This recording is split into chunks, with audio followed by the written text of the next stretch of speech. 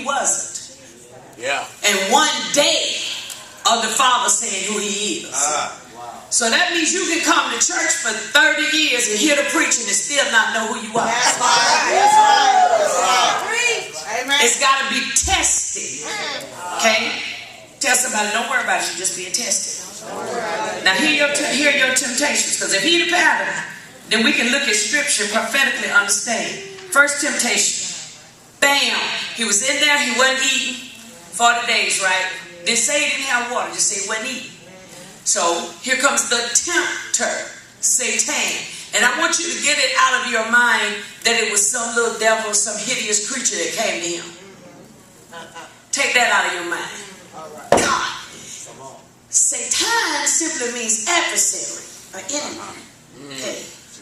So what was fighting him was not a demon, but his humanity.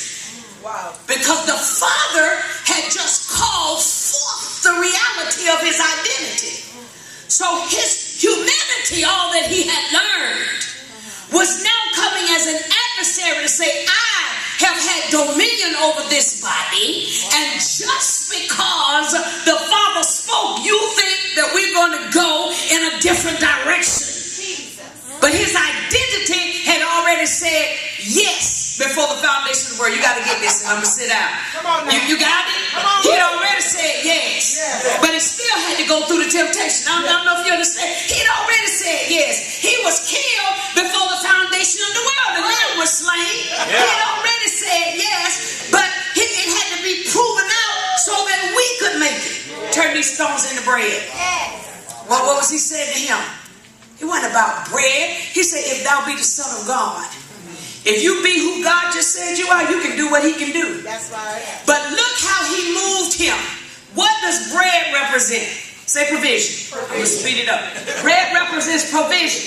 He said, well, if you all listen, God, provide for yourself.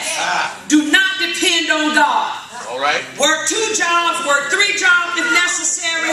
Go after everything you want. Because he said if you delight in him, he'll give you the desires of your heart. Look now, technology has made it possible for us to work all day, all night. We don't have to rest. Our bodies are falling apart. Amen. Because we're smarter but not better. So look at your temptation. I called you. It's my job to provide for you. But I'm not doing it the way you thought. So you make these stones bread. You use the power that I put in you to make provision for yourself. What a test. What do you do in those seasons when God calls you to walk without? I know they don't tell you about those. That's what the real leadership training ought to be about. What you do in seasons when things ain't moving for you, ain't no doors. Nobody calling you to preach. They don't even want you to read the scripture. You can't even be one of the 7-ups on the program cost.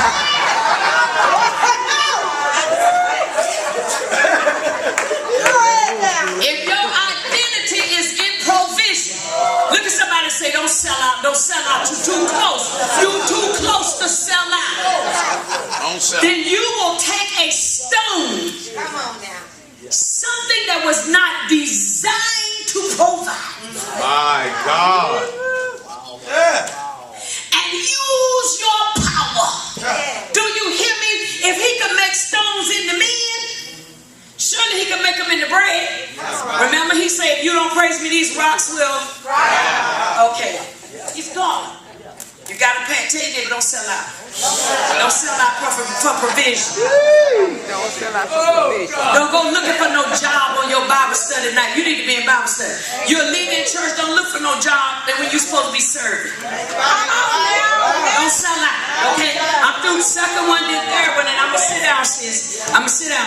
Second one, look now, he takes him to the holy place. He takes him into church, but he takes him to a high place in the church. Okay, everybody know the pastors, the leaders get to sit up front. Or either they get a high chair, or we got all this pump and stance and all this stuff we got now.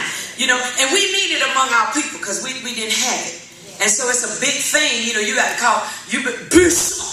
I can't call you John Brown. Bishop. Because your esteem, your identity is in that time. You finally made it to be something. And I got to call you that. You know. But anyway, we got a lot of that in our community. So here it is. He says, he takes him to a high place. He takes him where righteousness is supposed to be. Takes him on a pinnacle. Puts him in a place of a high place. And he said, hey, I tell you what, if you're the Son of God, you throw yourself down. Because it's written concerning you. Come on. That if God really your daddy, that if you fall, you ain't going to even dash your foot against a stone. Come on. Now, I've taken you high enough up here that you should be hurt if you fall. Right. But it's written concerning you. Jesus says back to him, thou shalt not what? What's the revelation in that? What's our temptation? The enemy will push on your ambition, your pride, and your stubbornness. You got to remember that. And he'll take you to a pinnacle in your mind that causes you to try to adjust your behavior to what you think you deserve or you ought to be. So that if you fall from that place, My God. you will be so damaged and damage so many people along with you. So your revelation is don't tempt God. Don't try to be more than he ordained you to be.